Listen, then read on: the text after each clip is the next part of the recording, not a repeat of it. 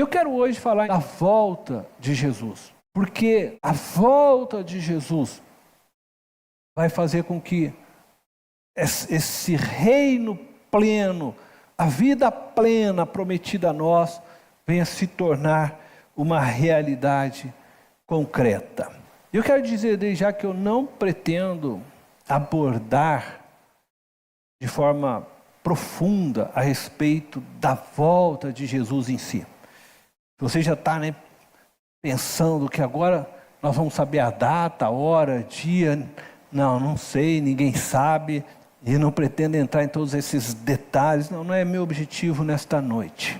Talvez você já esteja pensando, o pastor vai falar um pouco desses rumores à volta de Jesus, principalmente agora, com essa guerra, Israel, faixa de Gaza, você está aí assistindo a tudo isso. Eu também não quero entrar muito nesses detalhes também. Eu não pretendo também falar muito sobre isso. Mas eu vou abrir aqui um parênteses. Eu não ia falar nada sobre isso, mas eu vou abrir um parênteses. Eu vou fazer um comentário daquilo que compreendo deste momento, porque eu sei que muitos de nós, cristãos, acabamos olhando para todo este movimento que está acontecendo e ficamos um pouco perplexos, ao mesmo tempo confusos com tudo isso. Eu não sou um historiador profundo da realidade de Israel, da Palestina, mas a gente que lê um pouco a Bíblia, nós que somos seguidores de Cristo, e Cristo vem de Israel, vem dos judeus, a gente que lê e a gente percebe essa história de conflito já existente há muitos anos. Então a gente tem esses conflitos desde já da separação de Isaac, Ismael, povo judeu, povo árabe. Nós entendemos que Deus prometeu através de Abraão a terra de Canaã, essa terra que ainda hoje então estão neste conflito de guerra. E nós sabemos que ao longo dos anos muitas coisas aconteceram, sem a gente entrar no mérito de tudo isso, até que o povo israelita precisou se espalhar por toda a terra, e eles perderam essa terra, eles perderam geograficamente falando a sua terra. Se não me falha a memória, em 1948, a ONU entregou para Israel essa faixa que hoje, esse território que hoje eles ocupam. Então, um conflito começou desde então intenso. Então, um conflito que já existia historicamente, já antes dos dias de Jesus, e que voltou agora à tona esse conflito, depois que a ONU declarou essa terra para Israel, em 1948, mas você imagina que ali existia um povo habitando. Então você imagina, por exemplo, nós aqui hoje no Brasil, você na sua casa, e a ONU, ela decreta que a partir do próximo dia, amanhã, essa terra é dos argentinos. E você vai começar a viver um conflito, porque você não quer entregar isso de graça, mas havia uma promessa também por parte deles, feita pelos ingleses, de que eles estabeleceriam também uma parte e uma nação, vamos dizer, geograficamente, para este povo, chamado palestinos hoje por nós. E eles não cumpriram essa promessa. Israel não conseguiu estabelecer, vamos assim dizer, uma relação amigável com eles ali. Então, desde 1948 existem conflitos. Esses conflitos fizeram surgir, então, um grupo terrorista. Não representam a Palestina, o Hamas, que é esse grupo que agora atacou Israel sem aviso, sem nada. Mas, como eu disse, já existia um conflito, mas esse grupo é considerado pelas nações, não é só pelo Brasil, não é só por nós, pelas nações como um grupo terrorista. Eles invadem nações, arrancam civis, põem bombas para matar pessoas, sequestram aviões, enfim, eles fazem terrorismo. Não são um grupo, você pensar assim, exército, não. São terroristas que usam disso para afrontar, amedrontar e tentar negociar dessa forma, através do terrorismo, os seus objetivos, e o grande objetivo deles, na verdade, é acabar com Israel, né? Eles têm esse sonho de acabar de vez com os israelitas. Nós sabemos que Israel existe um olhar de Deus especial para essa nação. Deus levantou essa nação através de Abraão, nós temos esse conhecimento por meio da Bíblia, e Deus tem um olhar, e Deus, em meio a todas as perseguições que este povo já passou, Deus sempre conservou eles, Deus sempre preservou, e está ali. E Deus continua com a sua mão sobre essa nação. Então, nós precisamos só entender uma coisa no meio de tudo isso. Esse pessoal do Hamas, eles criam túneis dentro aí daquela faixa de Gaza, onde hoje eles ocupam. Eles se escondem, né, nesses lugares onde a bomba então não chega até eles, mas eles deixam os civis morrendo. Então, é um pessoal que é terrorista. Eles não são outra coisa. E eles matam o seu próprio povo. Os palestinos daquela região, eles não querem guerra. Eles querem acerto, eles querem paz. Quando você conversa e você vê, os repórteres chegam até que eles clamam para que haja paz. Se você vai até Israel, eles também não querem mais guerra. Eles querem, mas esses grupos ficam sempre fermentando esses ataques, né? E é constante. E às vezes as pessoas me perguntam, pastor, você não tem vontade de conhecer Israel? Eu falo, não. Eu sempre respondi isso. Vou pegar um ônibus, eu não sei se vai explodir. Você nunca sabe o que vai acontecer ali, porque sempre tem algum grupo deles infiltrado lá, querendo explodir e matar civis. O objetivo deles é isso, é causar dano o máximo que eles puderem, provocando. E agora pegaram Israel, como a gente fala assim, de surpresa, e soltaram esses inúmeros mísseis, né, que vocês têm aí ouvido aí na televisão. E esse ataque mataram diversos civis. Então a gente deve orar para que haja paz. Mas o que eu queria dizer no fim de tudo isso é que vocês entendam que Jesus também deseja salvar os palestinos. Jesus também deseja salvar esse povo da faixa de Gaza, porque ele morreu por todos os homens. Então nós não temos que ter ódio deles. Entenda só, eu só tentei passar um resumo para que você entenda este conflito. Eles acham injusto Israel ter ganho a terra, né, dessa forma, e todos os árabes nesse sentido se unem contra Israel. Não estão em guerra contra Israel, mas nenhum deles aceita, na verdade, a nação de Israel ali. E a gente tem que orar porque só existe um que pode trazer paz, é Jesus. O meu alerta, e agora que eu vou falar uma coisa, e Deus tenha misericórdia de mim, mas o meu alerta é que a gente fique atento, porque fala, pastor, esses são os sinais dos últimos dias, guerras, rumores, terremotos, tudo isso tem acontecido há muito tempo, mas nós temos visto isso com maior intensidade. Então a gente deve estar alerta. Eu não quero falar de sinais, mas eu acredito que talvez uma das únicas promessas que faltam é um tratado de 7 anos de paz. Então, se você começar a ouvir falar de 7 anos de paz, alerta. Eu acho que é pouca das coisas que faltam, né, para se realizar e para se cumprir. Fecha agora o parênteses. Então eu vou entrar realmente nessa mensagem que eu gostaria de falar com vocês. Então, deixando tudo isso um pouco de lado. O que eu quero hoje, com esse tema, de fato, é despertar nós, eu, você, nossa igreja, nos despertarmos para esta realidade da volta de Jesus. Muitos, eu falo muitos, não estou falando das pessoas que estão lá fora, muitos nas igrejas já não creem na volta de Jesus. E eu quero despertar você para essa realidade. E acredito que ela está próxima.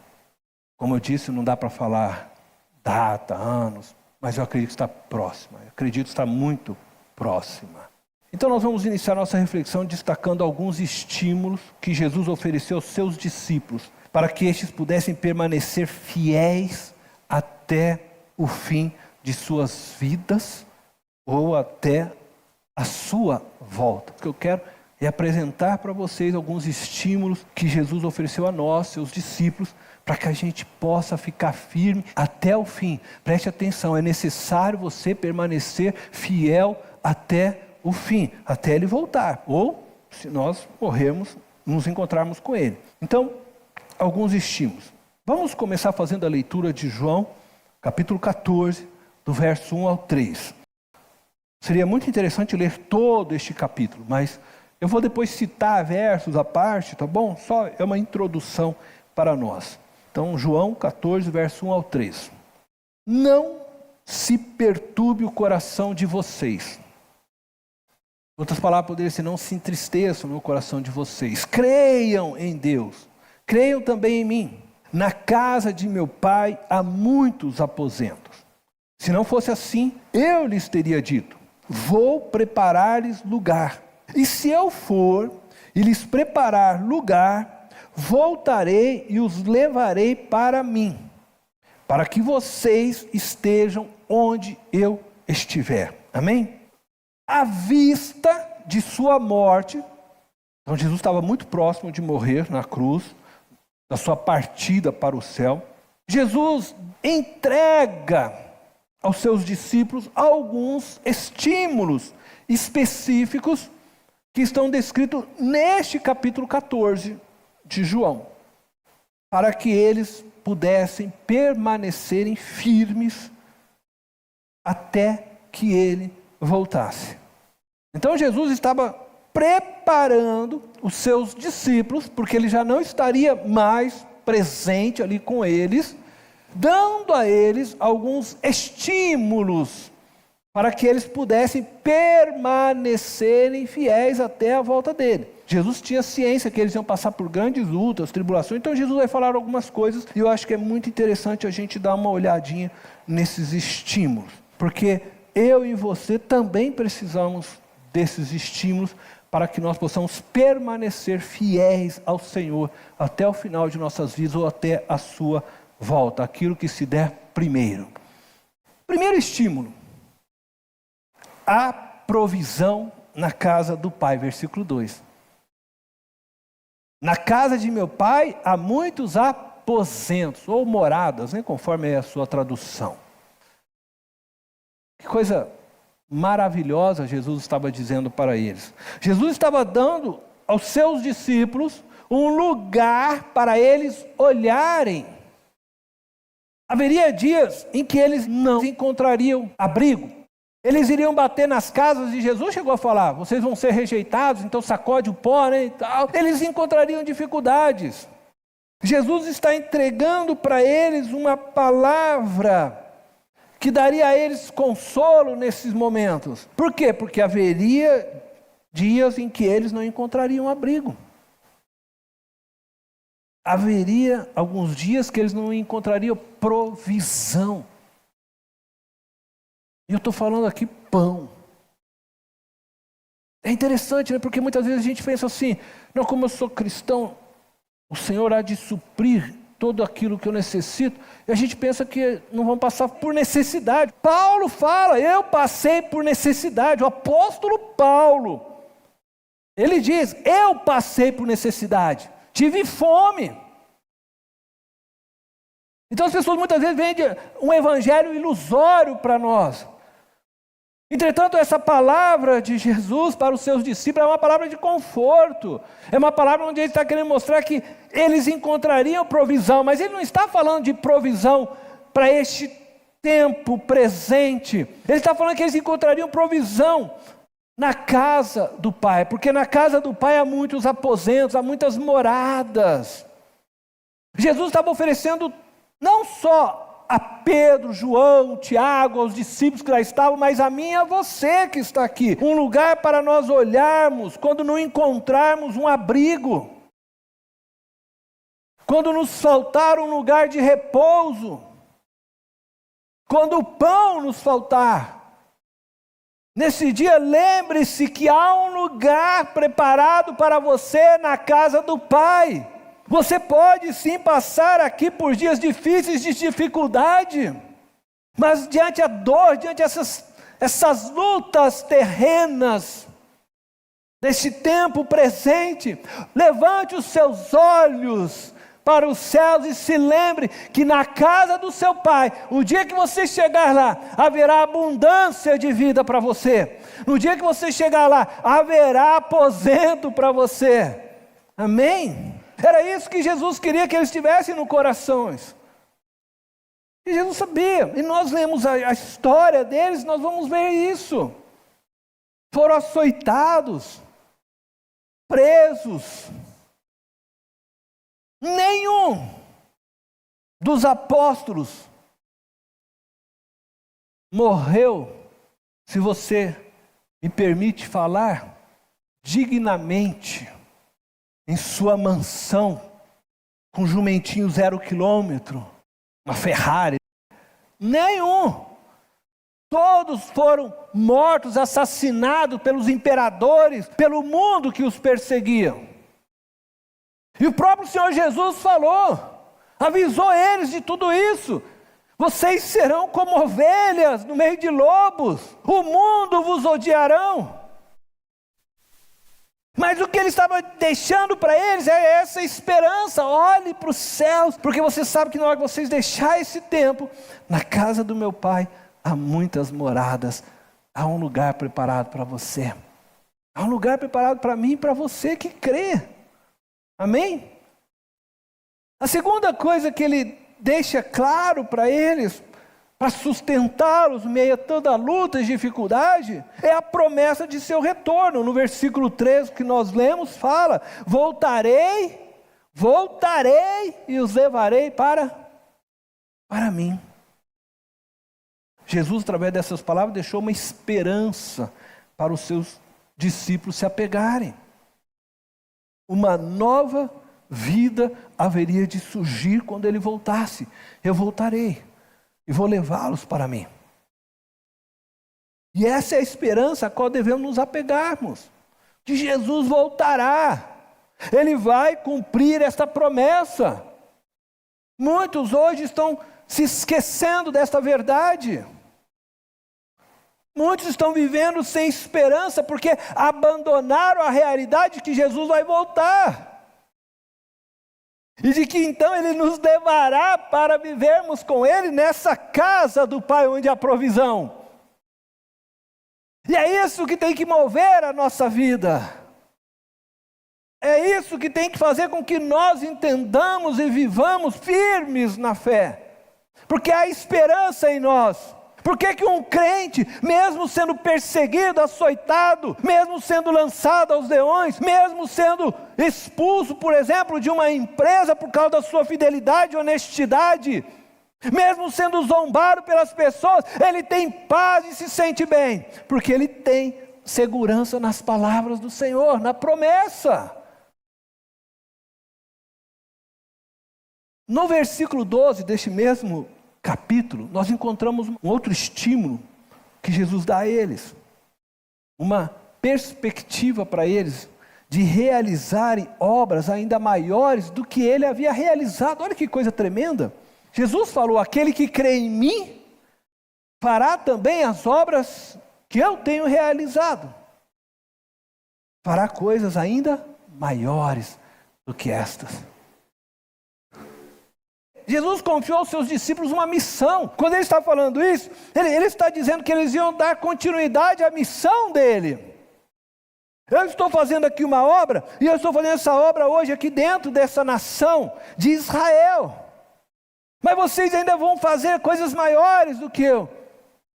Vocês ainda vão para lugares ainda mais distantes. Vão realizar também milagres em meu nome. Vão em meu nome. Então Jesus estava dando para eles algo que dava sentido para eles continuarem vivendo neste mundo. O que te move a viver? Eles tinham algo que dava sentido real às suas vidas. Eles sabiam que eles tinham uma missão. Jesus deixou algo para eles. Não era para pescar mais peixe. Vocês vão pescar homens. O projeto que eu tenho para vocês é maior do que o projeto da Coca-Cola. O projeto que eu tenho para vocês é maior do que qualquer outro projeto da Google, qualquer outro. Vocês vão fazer parte da construção do meu reino. Vocês vão ser embaixadores do meu reino, vocês vão ser cooperadores do meu reino. Este é o sentido da nossa existência. Vocês vão viver para glorificar-me. Vão ser testemunhas do que eu fiz na vida de vocês, do que eu fiz naquela cruz. E isso pode se realizar através do seu ministério profissional. Nós precisamos compreender que tudo em nós. Então, como pai, eu existo para formar os meus filhos para o Senhor. Como marido, eu existo para ajudar a minha esposa a se firmar no Senhor. Como empregado, patrão, seja o que for, médico, engenheiro, seja qual for o seu campo profissional, ele também é para glorificar o Senhor. Por isso que eu pergunto a você, no que você tem pautado a sua existência? O que te move a viver? Nós vivemos para a glória dele, existimos pela sua vontade, para a sua glória. Fomos feitos por Ele, para Ele. Então tudo que nós vivemos tem que ser direcionado para Ele. E agora Ele estava dando para esses seus discípulos esta razão de vida. Vocês vão viver por uma missão, e todos nós temos que viver assim.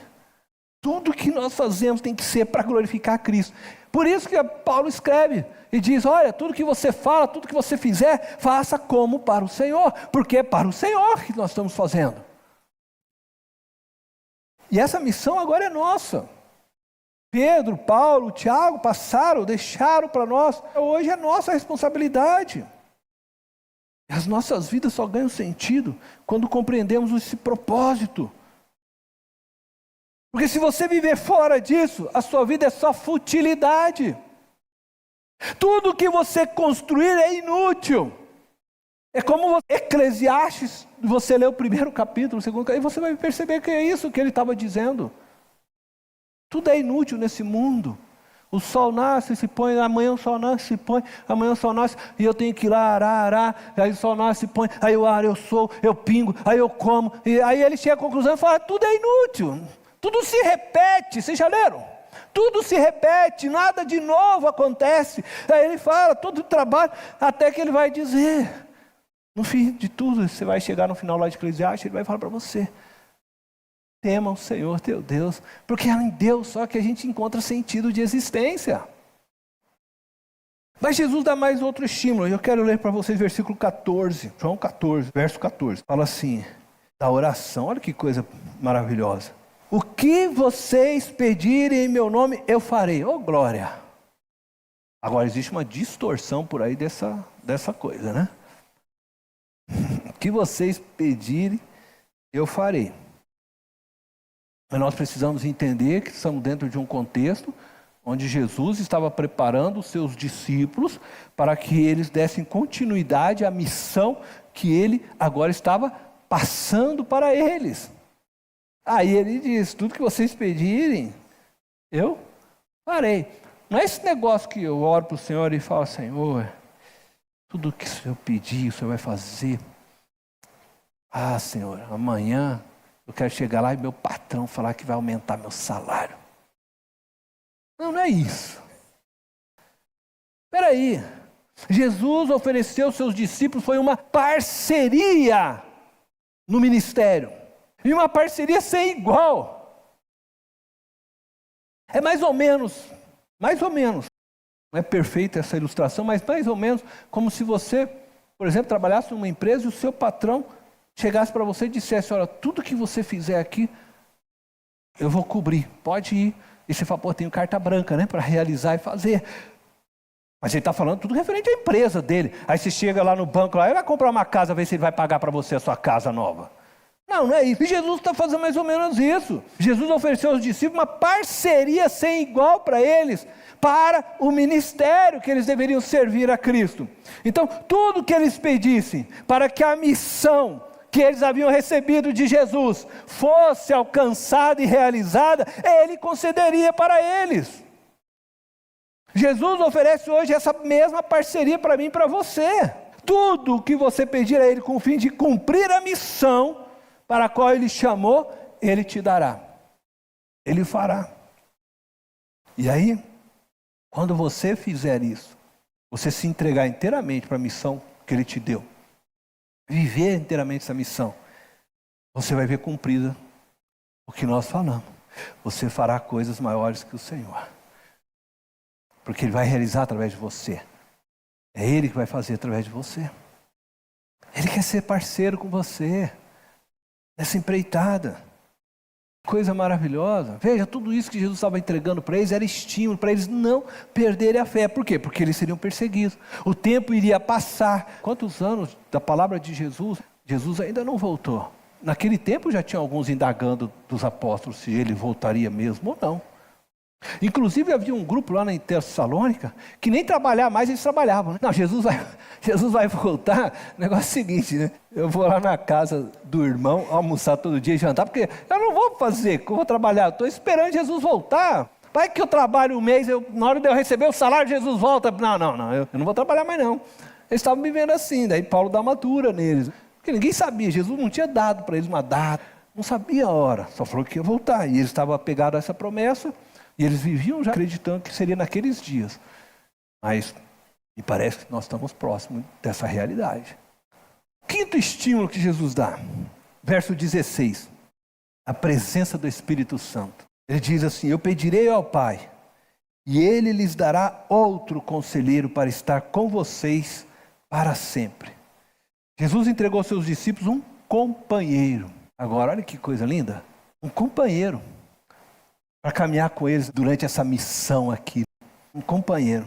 Eles não estavam sozinhos agora. Jesus falou: eu vou, mas eu vou pedir para o Pai, e vocês vão receber um conselheiro, alguém que vai aconselhar vocês, que vai ensinar, que vai guiar vocês. Que coisa maravilhosa. E esse companheiro, nós sabemos, é o Espírito Santo de Deus, que foi derramado sobre nós. Promessa que já havia sido dada por Deus, desde lá dentro dos profetas Ezequiel, Joel, já estava lá. E agora então se cumpre isso.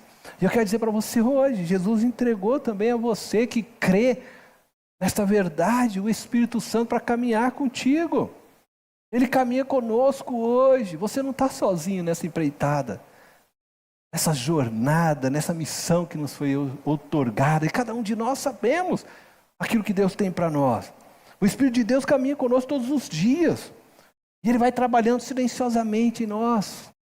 Com o fim do quê? De nos levar à salvação. E de nos levar a realizar o que Cristo espera de nós. Que coisa tremenda. Por isso que o Espírito Santo veio, e Ele vem para glorificar o Filho. Ele vai fazer com que o Filho seja glorificado por meio de nós. Nos aperfeiçoando, nos ensinando tudo quanto Jesus ensinou, nos guiando. O que nós precisamos é ter uma relação mais pessoal com o Espírito Santo. Tem crente na igreja que nem sabe quem é o Espírito Santo. É igual os crentes quando Paulo perguntou: vocês receberam o Espírito Santo? A resposta deles: quem que é esse tal de Espírito Santo? O que pregaram aqui para vocês? Não, nós recebemos um batismo de João. Falaram, pregaram para nós arrependimento tal, e pá.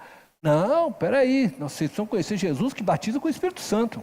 Nós precisamos do Espírito Santo. Eu e você precisamos do Espírito Santo. É o Espírito Santo que nos guia. É o Espírito Santo que nos aconselha. É o Espírito Santo que nos ensina. É o Espírito Santo que Jesus deixou para nos ajudar a viver o cristianismo que Ele deseja. É o Espírito Santo que faz em nós o querer. Então, quanto tempo você tem com o Espírito Santo?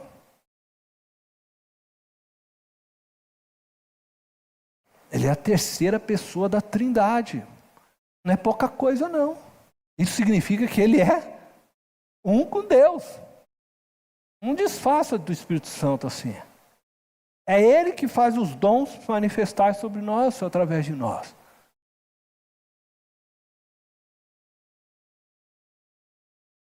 A gente não vive uma fé com Cristo sem o Espírito Santo. Nós precisamos dele. E nós precisamos reconhecer essa verdade como cristãos. Nós precisamos do Espírito Santo. A Bíblia fala várias vezes para nós: enchei-vos do Espírito Santo de Deus. Mas parece que a gente meio que não dá muita importância, né? O Espírito Santo parece que o Espírito Santo é muito importante. É tão importante na obra que se você pegar todo o livro da Bíblia, tudo você vai perceber que todas as vezes havia manifestações do Espírito, eles identificavam. Quando Pedro vai até a casa do meu xará, né, Cornélio, e ele não queria ir, vocês já sabem a história, não vou entrar muito em detalhe, ele estava todo judeu, ele como judeu não estava bem com o gentil, aquela coisa toda, e aí então ele recebe uma visão, e aí naquela visão ele entende então que era para ele ir até a casa de Cornélio, né? Vai ali alguns homens até Jope, onde ele se encontrava, e aí ele entendeu, e ele acompanha.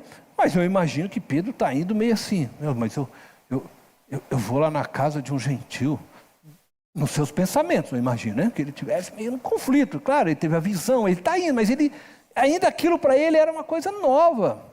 Ele não está assim, então. Aí chega lá na casa de Cornélio, e coisa diz que ele começa a falar, né? Então, a respeito de Jesus, diz o quê? Que o Espírito Santo desceu sobre Cornélio e toda a sua casa, e é algo que ele identificou. Opa, peraí, o que aconteceu com ele? Aconteceu comigo. Ele havia vivenciado isso, o quê? Quando a gente fala de Pentecostes, né? Lá em Atos 2. Ele havia vivenciado, ele falou assim, peraí, eles estão vivendo a mesma coisa que aconteceu comigo. Mas então Deus aceita eles da mesma forma que nos aceitou. Aquilo começa a mudá-lo. Ao ponto que daí, quando ele sai da casa de Cornélio, o que acontece? Agora os outros que ainda não tinham tido essa experiência de Pedro, chama Pedro para dar uma dura em Pedro. Mas peraí, que negócio que é esse? Você vai na casa de um romano, você está indo lá pregar para os gentios, o que você está fazendo? Aí ele falou, calma, vamos com muita calma, deixa eu contar, eu não queria ir, eu estava lá em Jope, aí eu estava lá, de repente tive uma visão, aí veio um lençol branco, aí começou a vir um monte de animais, aí mandou comer os animais, eu falei, não vou comer esses animais, porque esses animais são impuros. Aí Deus falou, não, você come porque agora eu já morri na cruz, lá vem, não tem mais negócio de impuro. E aí eu fiquei meio assim perdido, bateram lá na casa e mandaram eu ir visitar um tal de Cornélio. E eu fui, falei, bom, naquele momento eu não estava entendendo mais nada, estava perdido. E o que era isso? Come, então, mas será que eu tenho que ir no gentil? Então eu fui. E aí eu cheguei lá, comecei a falar de Jesus, mas eu comecei a falar, desceu o Espírito Santo igual desceu conosco. Então, se eles têm o Espírito Santo, Deus aceitou eles. E aí ninguém mais discutiu. Por quê? Porque o Espírito Santo é aquele que evidencia de fato e verdade a salvação em nós. Ele é aquele que nos guia, que nos dirige, e nós precisamos ter uma relação verdadeira com o Espírito Santo. Não dá para ser crente sem Espírito Santo. Não dá para você falar, não, eu sou crente, mas eu não tenho relação com o Espírito Santo. Não tenho comunhão nenhuma com o Espírito Santo. Não dá. O próprio Jesus falou. Você pode até negar o Pai, você pode até negar o Filho, mas se você negar o Espírito Santo, você não tem salvação. Porque essa é a obra que foi dada para Ele. É Ele que opera em nosso ser. Ele é o penhor da nossa salvação. Bom, depois eu vou falar sobre isso. Tenho pensado muito sobre isso. Mas ele deixa ainda mais um estímulo que eu quero destacar. É o 6º estímulo. Versículo 27. A paz. Paz permanente. Olha que coisa bonita. Deixo-lhes a paz. A minha paz lhes dou. Não a dou como o mundo a dá. Jesus plantou no coração de seus discípulos um sentimento de paz. Aquele que vive a relação com Ele, e nessa comunhão com o Espírito Santo, tem paz. Tem paz. Porque está unido com Cristo por meio do Espírito.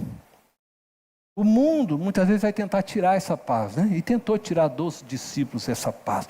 Mas era uma coisa que não tem como o mundo desfazer aquilo que foi feito por Deus. Não tem como ele tirar aquela paz que Deus colocou lá no interior. Mas o mundo tentou, o mundo fez isso, acusando muitas vezes eles injustamente, matando-os de forma cruel, né? Violenta.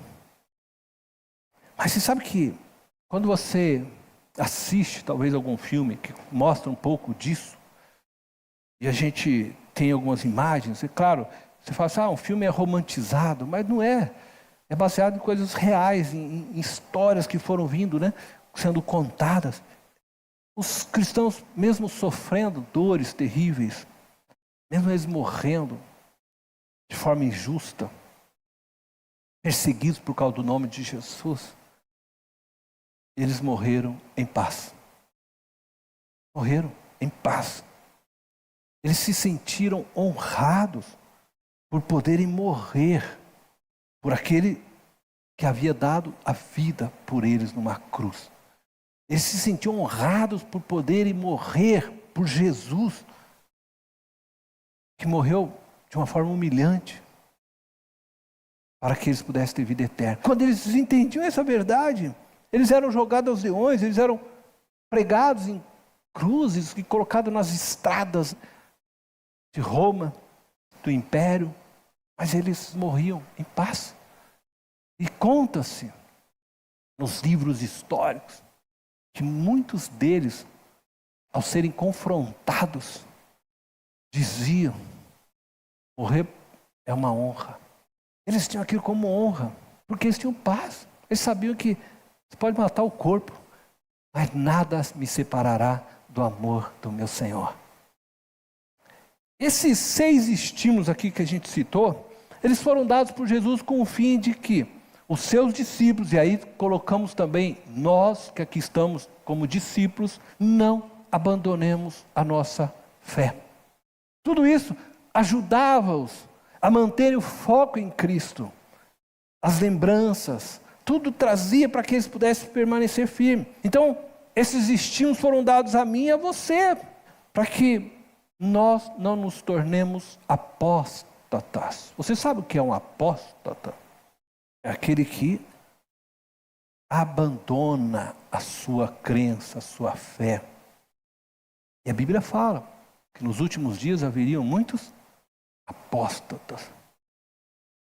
Nós precisamos ser encontrados fiéis até o fim de nossas vidas ou até Ele voltar, como eu disse, ao que se der primeiro. No verso 3 de João 14, no verso 3 que nós lemos, nós encontramos a promessa de Jesus de que Ele voltaria. Essa promessa, quando se concretizar, isto é, quando Ele voltar, tornará então manifesta a plenitude do reino de Deus. Jesus governará para sempre e Ele cumprirá todas as promessas que foram dadas a nós. A nova ordem se estabelecerá e a velha ordem deixará de existir para sempre. A nova terra e o novo céu se estabelecerão para sempre. Eu me lembro sempre quando eu falo disso, daquele cântico: tudo novo se fará. Soprará sobre ti o Espírito Santo. Tudo novo se fará. Muitos se perguntam: quando Jesus virá? Os discípulos fizeram esta pergunta a Jesus. Nós vemos hoje no início de nosso culto. Porém, o que Jesus disse era que somente o Pai sabia o dia e a hora. E Ele também afirma aos seus discípulos que a sua vinda será como nos dias de Noé. O que Ele quis dizer com isso? Eu queria conversar um pouquinho sobre isso. O que Jesus quis dizer como nos dias de Noé? Esse é o nosso próximo ponto aí, né? Vamos explicar então isso. O significado da afirmação que a volta de Jesus será como nos dias de Noé. Então eu quero ler com vocês Mateus 24, verso 36 ao 39. Essas mesmas palavras se encontram depois em Lucas, depois nós vamos dar uma olhada, mas nós vamos ler Mateus 24, 36 ao 39. Diz assim, olha: quanto ao dia e à hora, ninguém sabe, nem os anjos dos céus, nem o Filho, senão somente o Pai.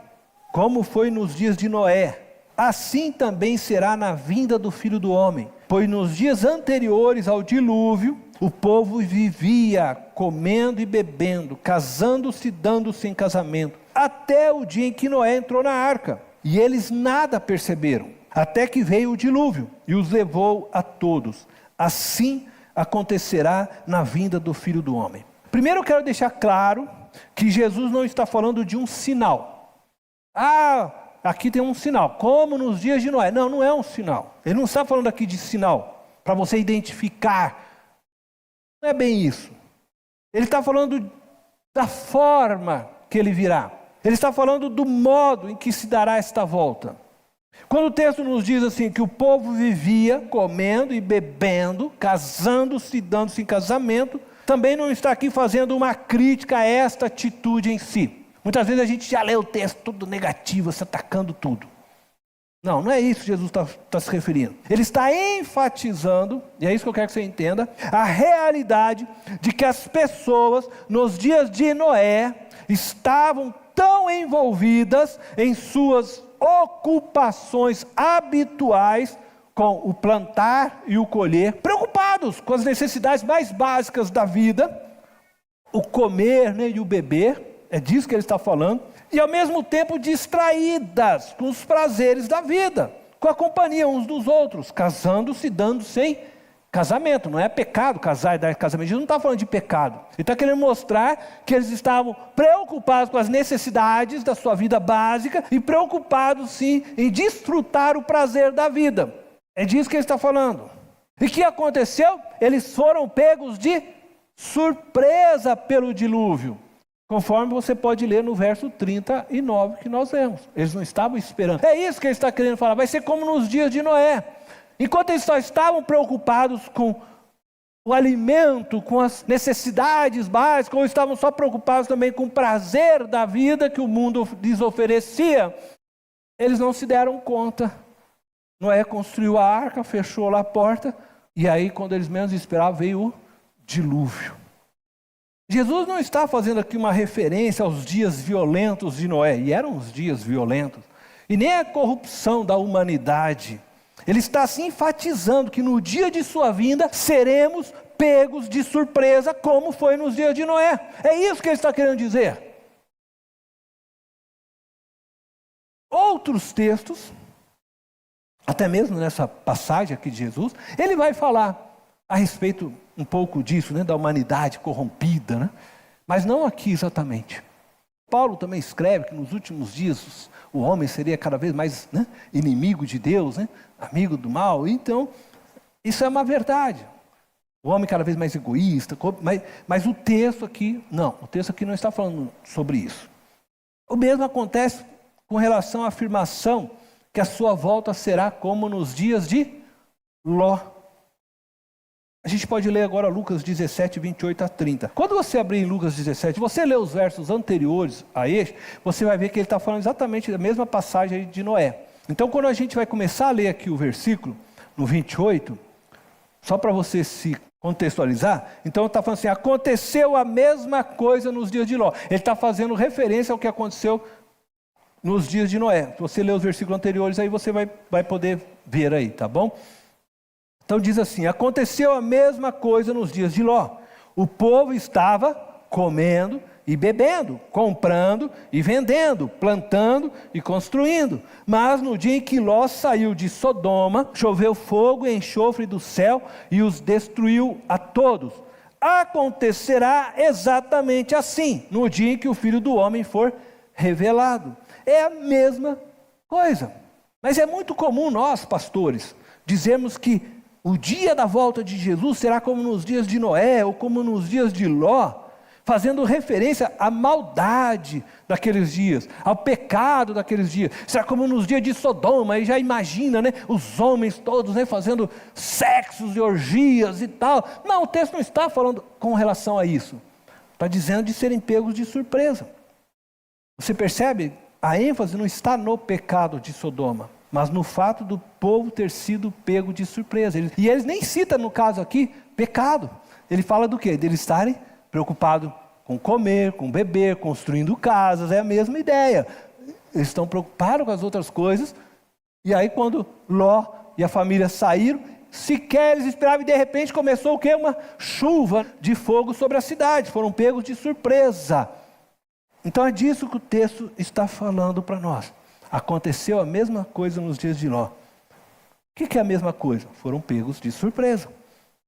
Lucas também narra o ensinamento de Jesus a respeito de sua volta, onde a ênfase está no vigiar, para que ao sermos pegos de surpresa estejamos preparados.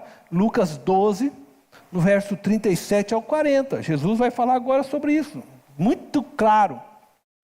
Felizes os servos cujo Senhor os encontrar vigiando quando voltar. Eu lhes afirmo que ele se vestirá para servir, fará que se reclinem à mesa e virá servi-los, mesmo que ele chegue de noite ou de madrugada. Felizes os servos que o Senhor encontrar preparados. Entendam, porém, isto: se o dono da casa soubesse a que hora viria o ladrão, não permitiria que a sua casa fosse arrombada. Estejam também vocês preparados, porque o Filho do Homem virá numa hora em que não o esperam. Então, já tem um segredo aí para você. Aquele dia que o pessoal fala para você, olha, Jesus vai voltar no dia tal, ano tal. Vai para o churrasco tranquilo que não vai ser esse dia. Beleza? Ele virá numa hora em que não o esperam. Não o esperam. O primeiro ensinamento que nós aprendemos aqui com estes textos que nós lemos é que seremos pegos de surpresa. Então essa ideia de que vou ficar preparado porque você vai ser pego de surpresa. Ele está avisando todo mundo. A questão é que você precisa estar pronto para este momento. Percebe isso? Nós vamos ser pegos de surpresa. Mas que você esteja com a tua lâmpada cheia de óleo para este momento. E a segunda verdade é essa, que nós não podemos viver despreparados. Jesus conta a parábola, eu não vou aqui entrar nela por causa do tempo. Mateus 25, você pode ler depois, das 10 virgens. 5 eram prudentes, 5 eram nécias. As prudentes estavam com as lâmpadas cheias de óleo, e aí nós sabemos, estavam cheias do Espírito, estavam prontas para a chegada do noivo. O noivo se atrasou, por quê? Para pegar de surpresa. O noivo está atrasado, está todo mundo falando, Jesus, ele está esperando, deixa na hora que ninguém mais achar. Aí o que aconteceu? As 5 nécias que não encheu a lâmpada, perderam o noivo, porque o noivo chegou e elas não estavam preparadas. Esse é o ensino de Jesus para nós, para a sua igreja, para mim e para você. Nós precisamos viver todos os dias firmes na fé. Viver uma obediência plena aos mandamentos de nosso Senhor. Pois nós não sabemos quando Ele virá. Mas Ele virá. Amém? E nós precisamos cultivar então a nossa comunhão com Deus diariamente. Pois Jesus disse, e nós lemos aqui hoje, na abertura, Mateus 24, versículo 12 e 13, eu li para vocês hoje. Devido ao aumento da maldade, o amor de muitos esfriará. Mas, olha essa palavra que vem agora. Mas aquele que perseverar até o fim será salvo. Aquele que perseverar. E deixa eu falar algo aqui. Agora eu vou entrar num campo aqui teológico. Eu vou falar um negócio que pode me complicar. Eu tenho tentado fazer uma leitura da Bíblia, deixando um pouco de lado as diversas teologias que nos alimentam e que muitas vezes nos ajudaram a construirmos muito daquilo que a gente ensina e prega. Seja ela calvinista, arminista, wesleyana, enfim. E ler a Bíblia pura. E eu tenho falado do Espírito Santo, eu quero entender essas coisas. E eu quero entender de forma que eu consiga unir as palavras, porque eu creio que a Bíblia tem uma unidade, toda ela se encaixa. Porque não há nas palavras de Deus nada que é mentira. Então quando eu me deparo com esse texto, e aí a gente pode entrar naquela questão da perseverança dos santos, aqueles que acreditam que uma vez salvo, estou salvo para sempre, né? E eu fiquei esses tempos meio com a minha cachola nesse conflito aqui, né? E falei, Deus, porque eu mesmo, né? Aliás, eu venho de uma igreja presbiteriana, teologia reformada, por muito tempo eu sempre me encaixei dentro dessas caixas, mas eu tenho tentado ler e pensando muito sobre isso. Deus, o que o Senhor quer dizer com isso? Só aquele que perseverar. Quando o Senhor está falando de aquele que perseverar até o fim, que será salvo, o Senhor está falando daqueles que não são salvos? Não. O Senhor está falando para os seus discípulos, considerando que eles estejam salvos. E aí o Senhor está dizendo que é para aquele que perseverar. Por quê? Porque ele precisa permanecer. Aquele que persevera é aquele que já está, não é? Então ele precisa permanecer até o fim. Então quando o Senhor diz isso, o Senhor também está dizendo que aquele que não permanecer até o fim não será salvo. Aí a minha cachola, né, ficou meio assim, né, problemática, né? Aí eu me deparo também com alguns textos, e eu vou puxar aqui agora a Bíblia aqui para mim não sair. E Hebreus, estou falando isso aqui, gente, não me preparei para isso não, estou uma conversa aberta com vocês, depois vocês vão me expulsar da igreja. Hebreus 6, eu vou ler a partir do versículo 4. Ora, para aqueles que uma vez foram iluminados, então peraí, ele está falando para aqueles que foram iluminados, receberam o quê? Uma ação do Espírito Santo. Iluminados aqui, essa é a ideia. Eles foram iluminados pelo Espírito de Deus, para compreender as verdades de Deus. Aí ele fala assim, ora, para aqueles que uma vez foram iluminados, provaram o dom celestial, aumentando a categoria aqui da coisa. Tornaram-se participantes do Espírito Santo. Opa! Então eles foram inseridos na vida com o Espírito Santo. Experimentaram, versículo 5, a bondade da palavra de Deus e os poderes da era que há de vir, quer dizer, eles vivenciaram e viveram nessa relação com Deus plena. Aí versículo 6, aí complicou. E caíram, é impossível que sejam reconduzidos ao arrependimento, pois para si mesmos estão crucificando de novo o Filho de Deus, sujeitando a desonra pública. Ele não está falando só de alguém que ouviu a palavra, como no caso que Jesus fala da semeadura, as sementes foram lançadas, nós tínhamos 4 terrenos, um terreno que frutificou, vida para todo, os 3 outros terrenos não deu resultado. Por quê? Porque o próprio terreno, pedrão, não nasceu nada na pedra, morreu. O outro terreno caiu, ela começou a crescer, mas o terreno era meio pedregulhoso e tal, e a coisa não tinha muita alimento, sustentação, morreu. E no outro cresceu tudo, só que aí os espinhos, as coisas que estavam do lado, que se referindo ao mundo e tal, né, que foi abraçando, ele preferiu ficar abraçado com os espinhos, vamos dizer assim, né, com aquilo que era, e morreu também. Só uma deu. Ele não está falando desse tipo de vida que conheceu o Evangelho, ouviu, simpatizou-se com o Evangelho, andou ali junto, mas sempre teve meio dividido com o mundo ou com coisa assim. Ele está falando de alguém que participou dos dons, participou da vida com Deus, teve uma relação profunda com Deus, mas que apostatou, abandonou essa fé. Ele diz que uma vez que abandonou essa fé, está dizendo aqui que não pode. Claro, eu imagino que ele está dizendo isso, porque se ele rejeitou agora a ação do Espírito, rejeitou aquilo que o Espírito está ensinando, não tem mais salvação. É a tal da coisa que você blasfemar contra o Espírito. Se você rejeita o Espírito, é só o Espírito que opera em nós. Por isso que eu falei, nós precisamos viver em comunhão com o Espírito. Aí talvez você fale assim, mas pastor, não está escrito lá que o Espírito Santo é o penhor da nossa salvação? Nós fomos o quê?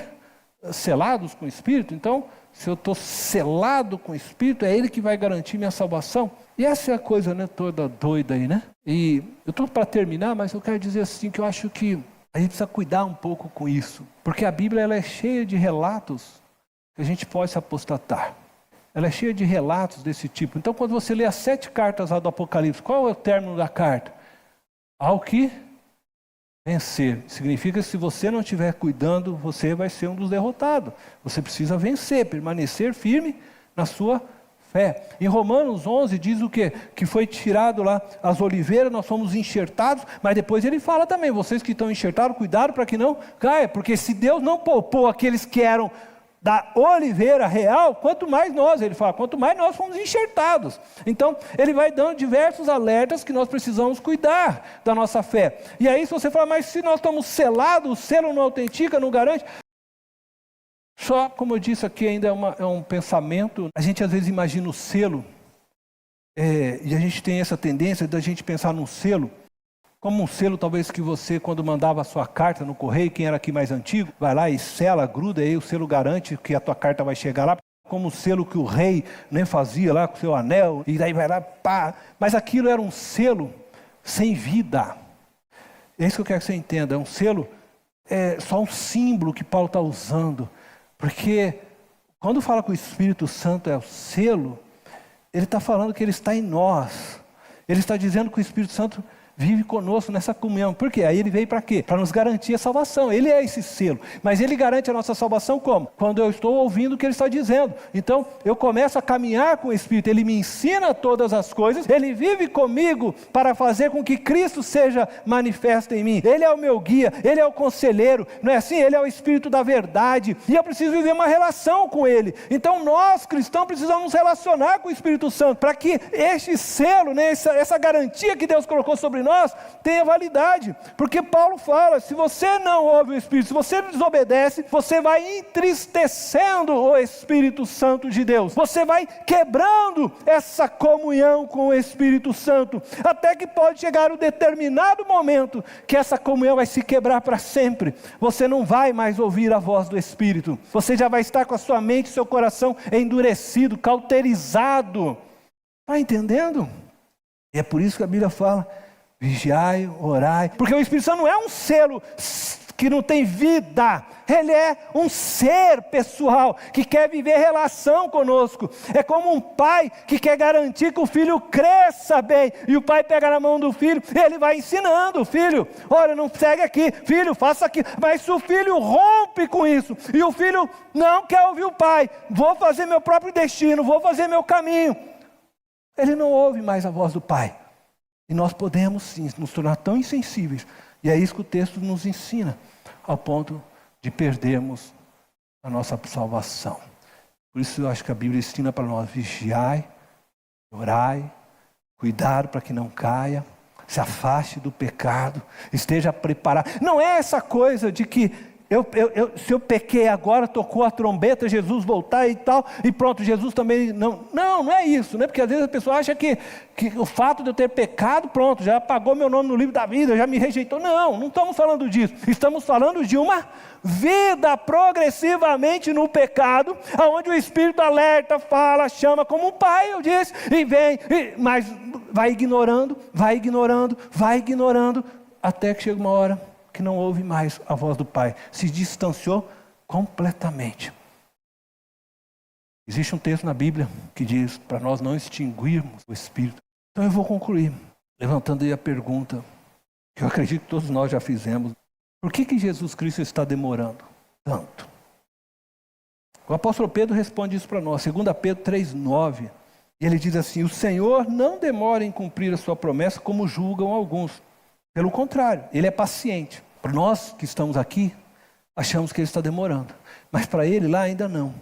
Pelo contrário, ele é paciente com vocês, não querendo que ninguém pereça, mas que todos cheguem ao arrependimento. Ele quer dar oportunidade para que mais e mais homens e mulheres possam chegar à salvação. Segundo Pedro, então o Senhor não veio por causa disto.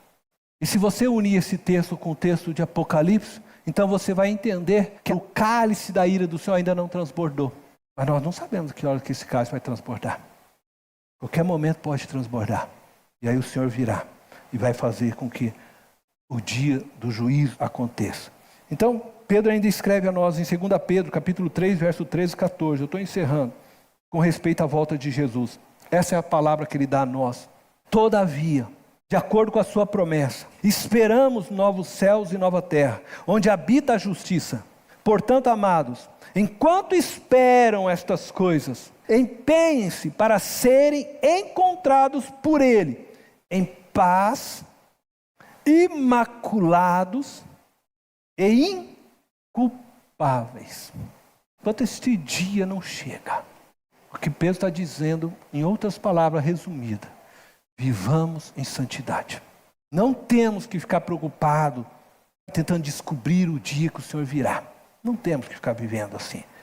Nós devemos sim nos preocupar todos os dias como estamos vivendo. Até que Ele venha, vivamos em santidade. Não nos esqueçamos que o nosso Deus é justo juiz e nos julgará segundo as nossas obras. A notícia que eu tenho para você é que você vai ser pego de surpresa. Mas que você e eu não sejamos pegos desprevenidos. Que sejamos como aquelas virgens prudentes, cheios de óleo, cheios do Espírito Santo de Deus. Amém? Quero convidar você a fechar os olhos.